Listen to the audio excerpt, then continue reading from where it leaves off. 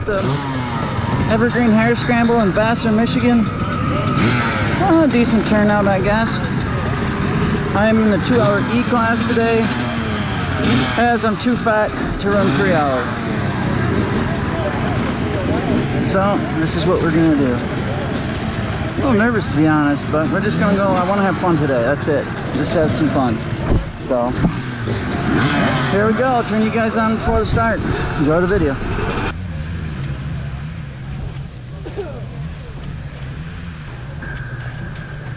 What's up, YouTube land?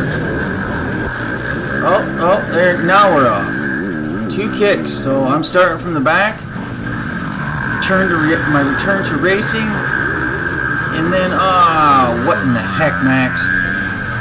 My God, what are you doing? Falling on the first turn. Anyway, now we're off. Starting from the back of the pack. Again. But we'll catch back up to the rear end here and get going, I guess.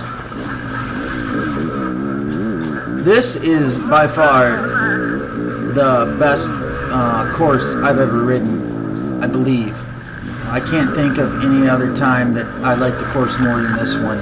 The owner of this property in Evergreen in Vassar, Michigan should be getting Christmas cards from every District 14 member.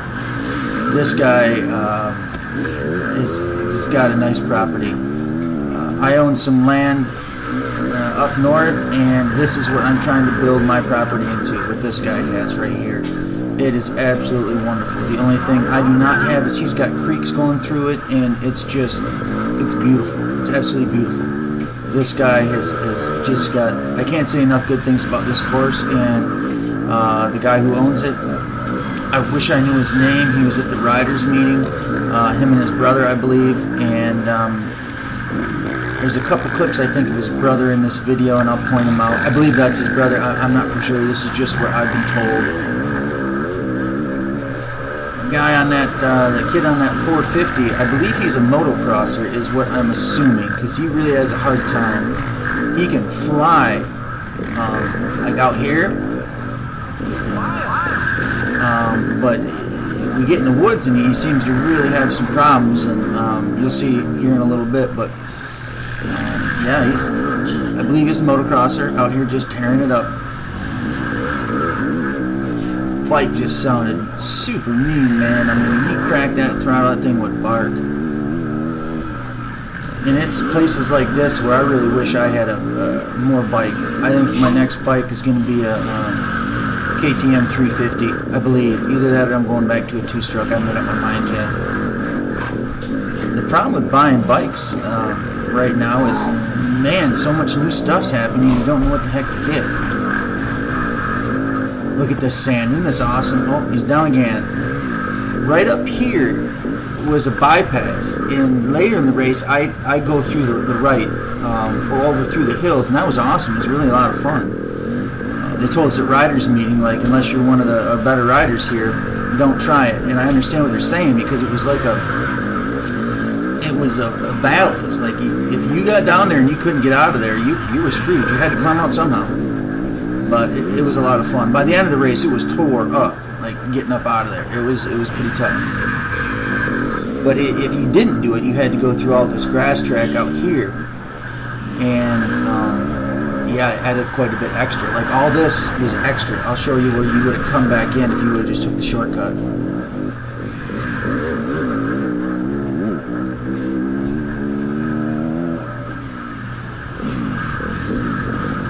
See, I still feel like I'm not revving this bike enough. Like, when I'm riding it, it doesn't feel like it. But then I watch it, I'm like, man, you need to be on the throttle harder. Right there is where you come in. So you'd miss that whole part right there. So it really saved quite a bit of time.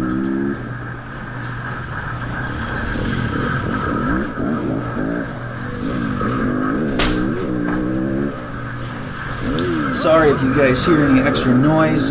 I rescue pit bulls, so they're not the quietest folks, and they're wanting to go outside. It's first thing in the morning, Tuesday, so, well, first thing in the morning for me. I work nights, but So if you hear any little jingling or noise, it's my pit bulls. I apologize for them in advance. Right there was tricky. You can't really see it, but there was roots going everywhere. So you either had to hit it on the outside or kind of at an angle coming on the inside to kick up over it, just skip over it. Man, that is just awesome dirt. Like, it wasn't sandy sand. It really held some grip, so you could really nail the corners. And obviously, I'm not the best corner in the world, but it made you feel like Superman. Like, it really was fun. And I kicked myself. The motocross track, I was just a complete pansy out there. I don't know what my problem was. I couldn't remember which jump was which, and so I just rolled everything. And I should have been doubling, and I really kicked myself. I lost a lot of time on the motocross track, I can tell you that right now.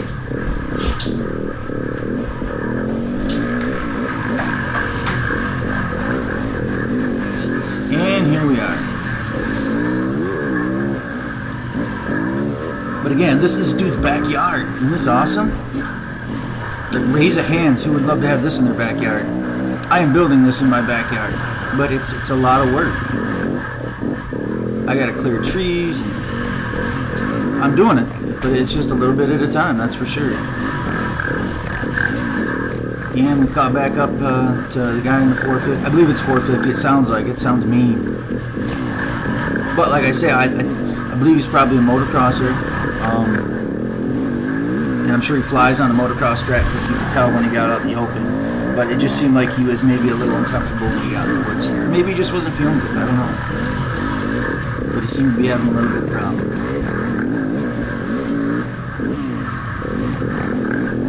And there was another guy on a white Husqvarna 2-stroke, and I believe I already got by him. I don't remember. Here I get by this guy and shoot right in here, and I come in here fast. This is the first lap, and these whoops were big, and my suspension's a little soft. I put on some weight, and maybe I'm a little heavy for it right now, so it's about all I could do. The next couple laps, I definitely did not hit those whoops anymore.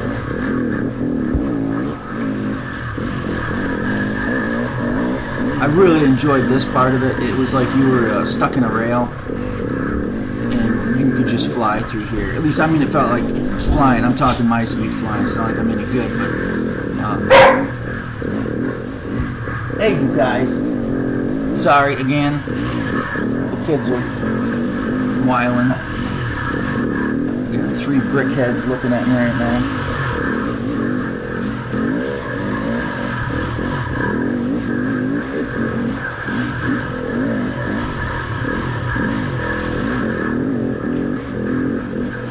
Yeah, that's just sweet. I bet you this cutting this trail and really took some time. I mean, look how thick the woods are. Imagine coming through here to cut this in. Rough job. I'm lucky that most of my property is hardwood, so you don't have to really cut it through here. But there's a couple spots on this property where it must have been hard cutting these trails in. I mean, a lot of work.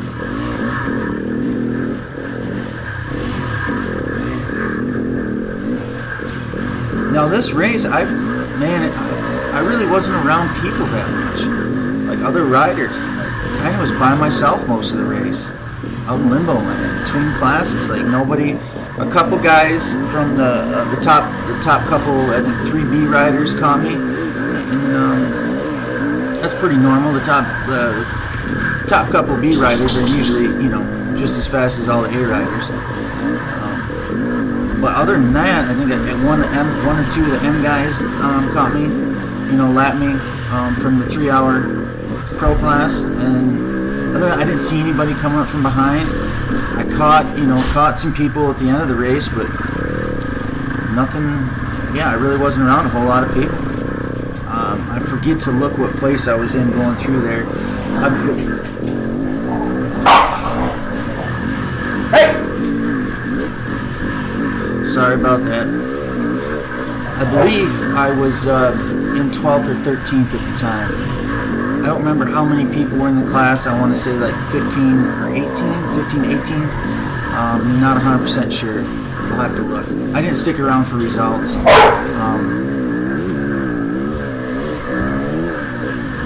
What? Sorry, those dogs are getting noisy.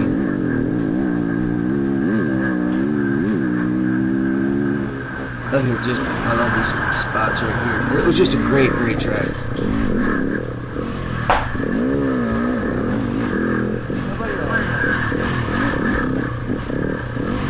Looking for ghosts behind me. That Yamaha, that's one thing I don't like about them. They do make some that intake noise coming out of the airbox right in front of you. It makes some funny noises sometimes.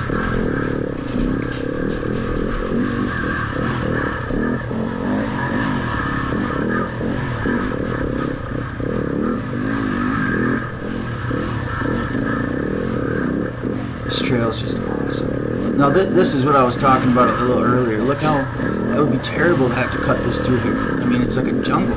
It must have taken this guy forever. But I'm glad he did it.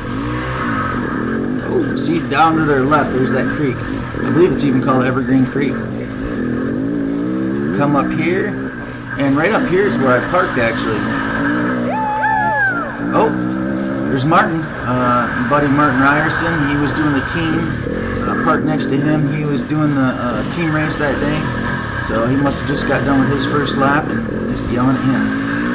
And we cross this road and then it hooks right back up into the start up here, and that's lap 1. I like this part. You could really get hauling through here, like just keep it pinned right up through there.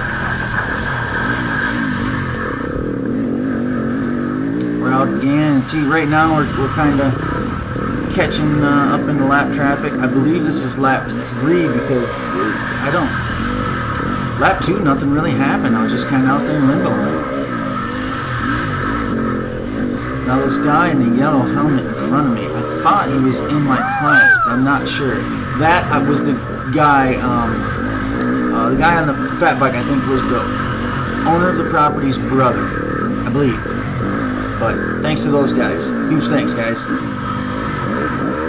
Hopefully we can do this every year out here because you guys just put on an awesome race course. In fact, why don't you two go to every course and do it?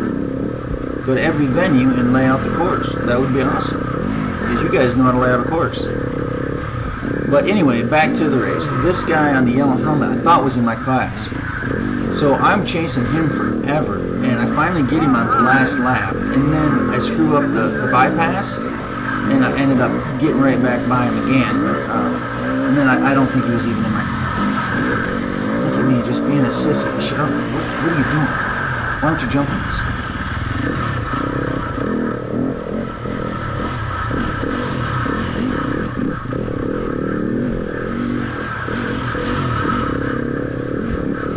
And it's not like I don't know how to jump. That's the bad one. I jump stuff like that on mountain bikes all the time. I don't know what my problem was this day, but I didn't jump anything. It's like my tires need to be screwed or glued to the ground on this day. Maybe I'm getting old. Now look at this, I was right up on that guy, and then all of a sudden he's just gone. And that's how it was, like he just gone. Look at that, just gone. No sign of him. Was I that slow through there? Just blows my mind.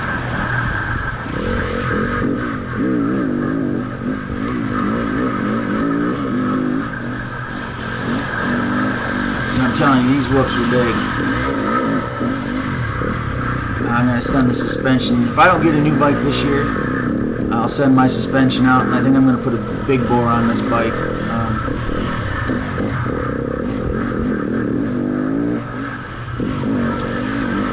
I haven't made up my mind yet. It's a 2015 YZ250F, and I don't know.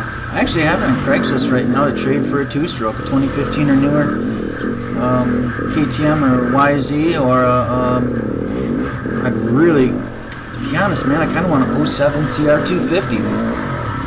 Good luck on finding those. So if anybody out there's got a bike they want to trade a 2-stroke, let me know. Yeah, a nice 2015 YZ 250F.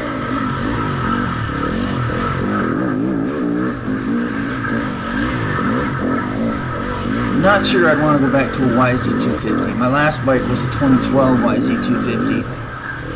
And, yeah, a YZ250X would be great. I had a guy I knew that has one of those, and it's a really, really nice bike. Those changes they did to that makes a big difference compared to the YZ250. The YZ250 is a ripper. Hits hard.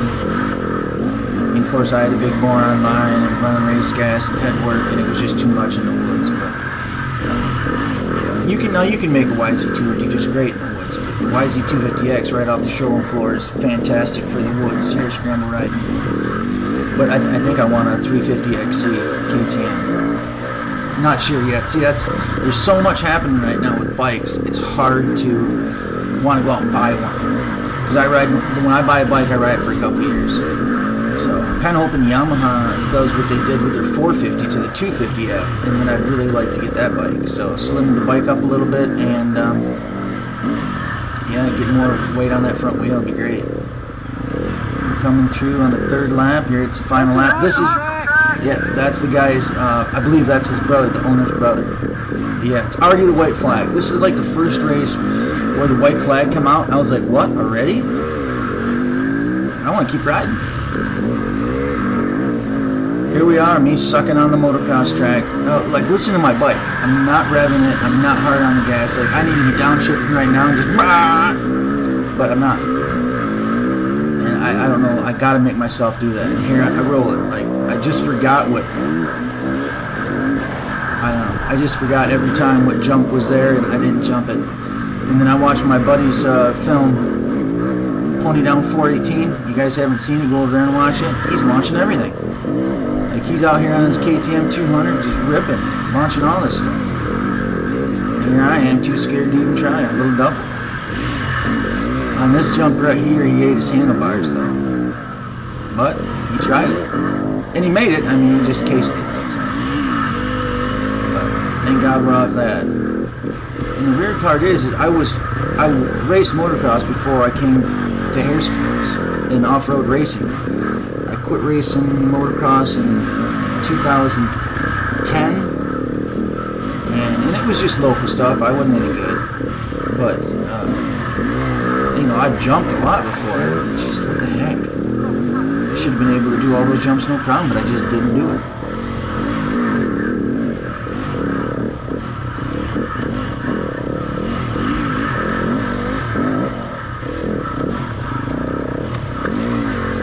That's awesome trail.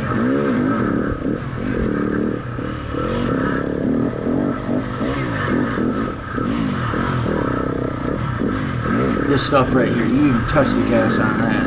Yeah, look at that. Yeah, you are an idiot for hitting the gas.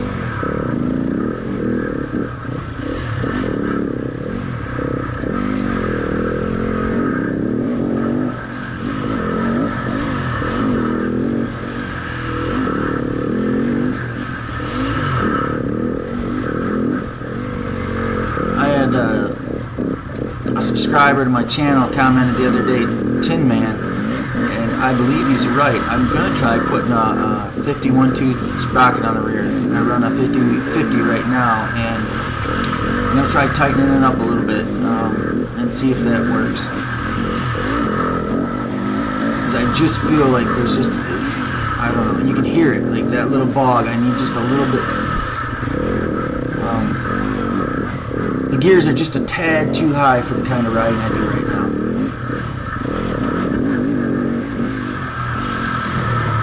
So I'm going to do the old MXA. Just add it to it. It'll be fine.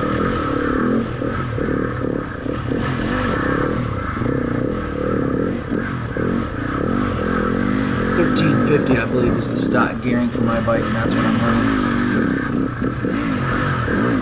I've always ran it stock. I've tried it. I think I tried when I first got it, a couple different sprockets, but I just went back to stock.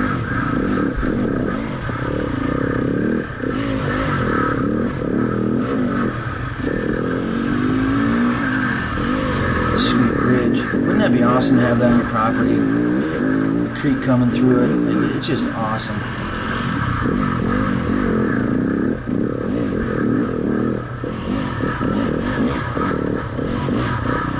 Somebody somebody up there farther, so try to get going and catch them.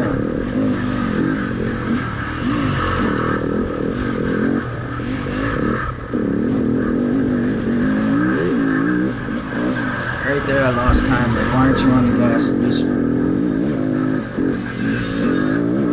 if I'm gonna lug a bike like that, then I need to have like a 350 or 450 or something. But I definitely don't want a 450. You know, because the 250F just doesn't have the power with my fat butt on it to be riding like that.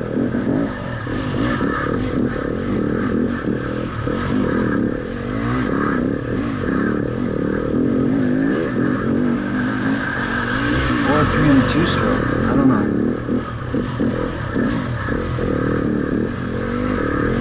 It's not like the bike's gonna make any difference on my speed. Like, it's not usually the bike. It's the rider. So I need to force myself to start riding it like it's supposed to be. Like right there, shift down and get on the gas.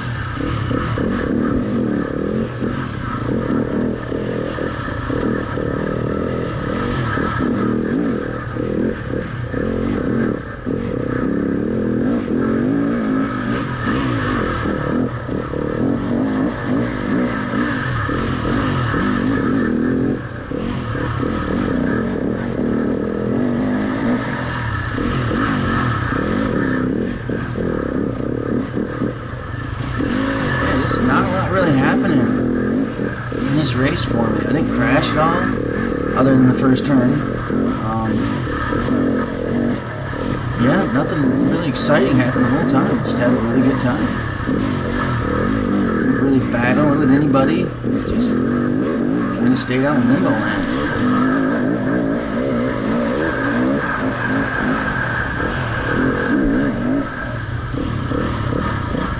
These logs were slippery, like you had to just coast that crap. I saw in some other videos people had some problems with those. That doesn't surprise me. Here's another section. It was fun though, really cool.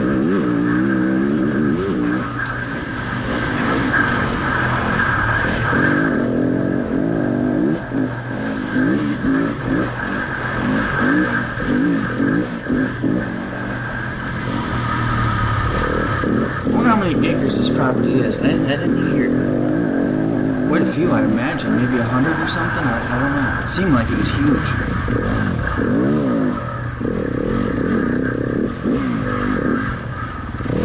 Right there was kind of crazy. Like you come up right up there and it's a tree. See in there? You can see the creek down to your right there. I didn't even notice that when I was riding. It should have shifted down there too. The biggest problem is I started off riding, I didn't start riding until I was 28 years old really, and my first bike was a 450. So that's, like, I should have started on a 125 and learned how to ride a damn bike, because it's painfully obvious on this 250. I'll keep working at it.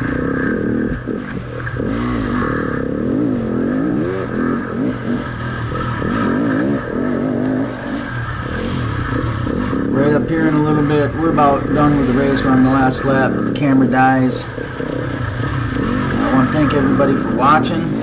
Please like and subscribe. Yeah, get out there and ride, you guys. Have some fun.